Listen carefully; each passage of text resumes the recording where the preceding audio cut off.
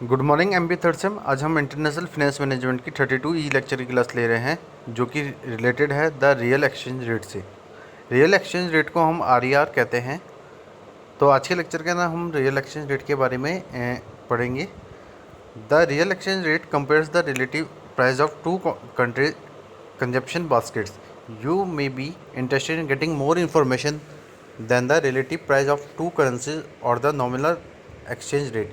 For example, you may want to know that $1 can buy in the Eurozone countries or what €1 can buy in the United States. In this case, you are interested in the RER.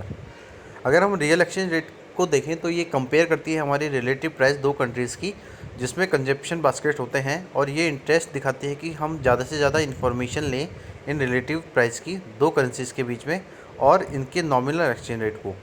अगर example से समझें तो हम ये देखेंगे कि हमको ये पता करना है कि अगर $1 को अगर हम बाई करें यूरोजोन कंट्रीज़ के अंदर तो क्या होगा अगर €1 को हम बाई करें यूनाइटेड स्टेट्स के अंदर। तो हम ये इस केस के अंदर हम ये देखते हैं कि हमें इंटरेस्ट होता है किसके अंदर, आरईआर के अंदर। Therefore, to calculate RER, you need to know two things: the nominal exchange rate and the price of the two countries consumption basket.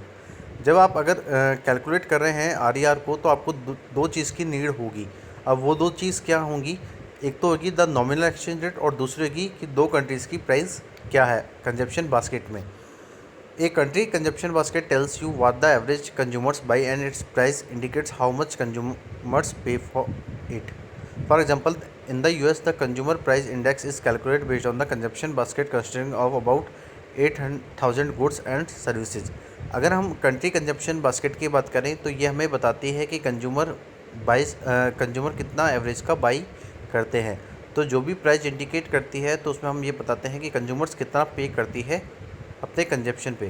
तो अगर हम एग्जांपल से समझें कि जैसे यूएसए के अंदर जो कंज्यूमर प्राइस इंडेक्स है मीन सीपीआई है, उसको कैलकुलेट करते हैं किसके बेस पे, कंजप्शन बास्केट के बेस पे। जैसे कि हम कंसिस्ट करते हैं कि अबाउट 8,000 गुड्स और सर्विस के होंगे। Each country consumption basket is expressed in its domestic currency. If you know the nominal exchange rate and the prices of two country consumption basket, you can express the price of one country consumption basket in the other country currency. This information enable you to calculate the RER.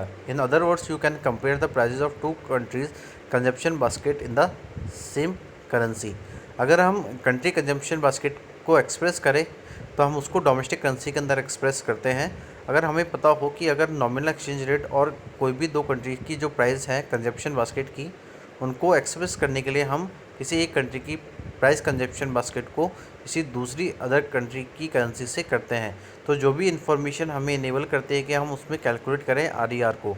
अगर हम other words की बात करें तो हम compare करते हैं prices को दो कंट्रीज़ की कि क्या कंजप्शन बास्केट होएगा उनकी सेम करेंसी के अंदर। Suppose you know the dollar euro nominal exchange rate, the euro price of the European consumption basket and the dollar price of the US consumption basket. You cannot divide the price of European consumption basket by that the US consumption basket because the price of these consumption basket are denominated in different currencies. Therefore, follow this concept.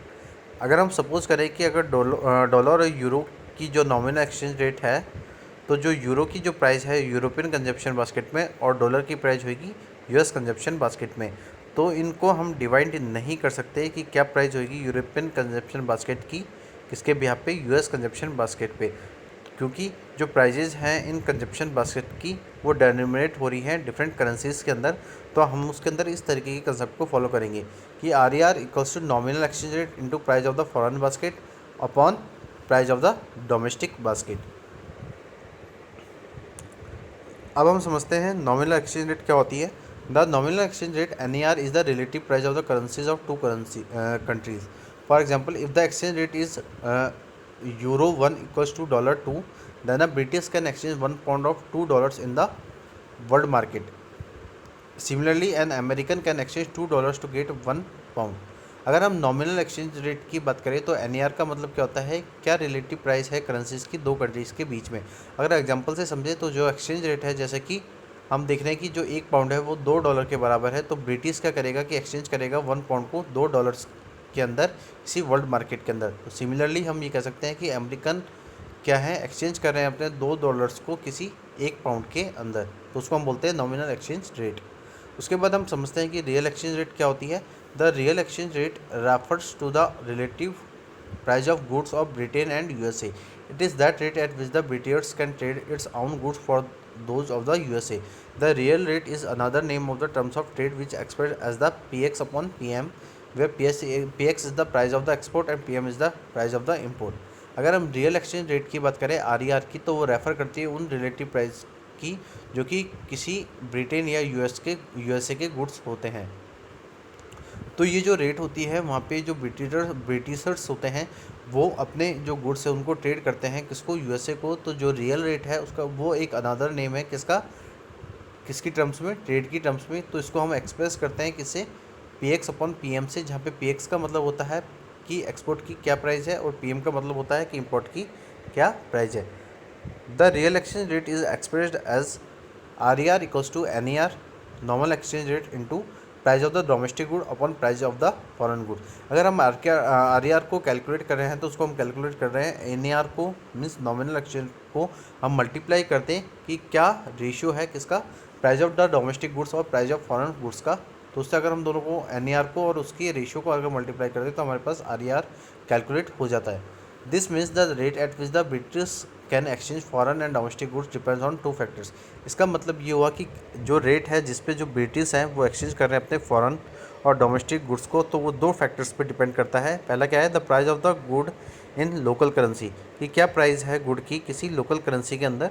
The rate at which the two currencies are exchange, वो कौन सी rate है जहाँ पे दो currencies को exchange किया जा रहा है। तो सिम्बॉलिकली हम RER को एक्सप्रेस करते हैं ER means exchange rate equals to EN means nominal exchange into P upon P star, where ER तो क्या है, RER means real exchange rate और EN का मतलब है नॉमिनल एक्सचेंज रेट और P अपॉन PR का मतलब the ratio of the price level in the home country and the price level in the foreign country, उसके रेशो को।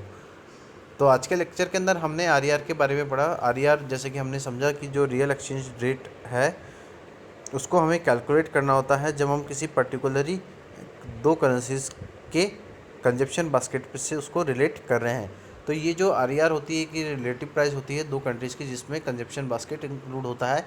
ये इंटरेस्ट दिखाती है उन सब इन्फॉर्मेशन को जहाँ पे जो रिलेटिव प्राइस है दो करेंसीज की उनको नॉमिनल एक्सचेंज रेट से कैलकुलेट किया जाता है। उसके बाद हमने इस लेक्चर के अंदर RER को किस तरीके से कैलकुलेट करते हैं उसके बारे में समझा, कौन सी कंसेप्ट है जहाँ पे हम दो करेंसीज कंजप्शन बास्केट को लेके हम डोमिनेट कर रहे हैं डिफरेंट करेंसीज के अंदर। तो उसमें RER किस तरीके से कैलकुलेटर है उसको देखा हमने। फिर हमने नॉमिनल एक्सचेंज रेट समझा, यहाँ पे क्या होता है नॉमिनल एक्सचेंज रेट। हमने समझा कि जो नॉमिनल एक्सचेंज रेट होती है वो एक रिलेटिव प्राइस है किसी करेंसी की जो कि दो कंट्रीज़ की होती है। तो हमने देखा कि एग्जांपल से समझा कि जैसे £1 है उसकी जो एक्सचेंज रेट है वो डॉलर्स में कितनी है, $2। उसके बाद हमने समझा रियल एक्सचेंज रेट क्या होती है। तो रियल एक्सचेंज रेट का हमने समझा कि ये एक रिलेटिव प्राइस है कि ब्रिटेन और USA में क्या गुड्स की प्राइसेस हैं, कि रिलेटिव प्राइस क्या है गुड्स की ब्रिटेन और USA में। उसके बाद हमने रियल एक्सचेंज रेट को एक्सप्रेस किया एक फार्मूले से। तो वहाँ पे हमने देखा कि RER किसके इक्वल होता है, nominal exchange rate into price of the domestic goods upon price of the foreign goods. Means RER किसका कैलकुलेशन है, nominal exchange rate multiply by the ratio of price of domestic good and the price of foreign goods. उसके हमने दो factors पढ़े जो कि depend होते हैं ब्रिटिश के एक्सचेंज में जो कि किसी फॉरेन या डोमेस्टिक गुड्स में करते हैं। और लास्ट में आपने जो RER को जो एक्सप्रेस करते हैं जिस फार्मूले से उसको समझा। तो ER इक्वल्स टू क्या लिखा हमने यहाँ पे, EN multiply by price level of the home country upon price level of the foreign country. तो आज के लेक्चर के अंदर इतना ही। Thank you so much and have a nice day.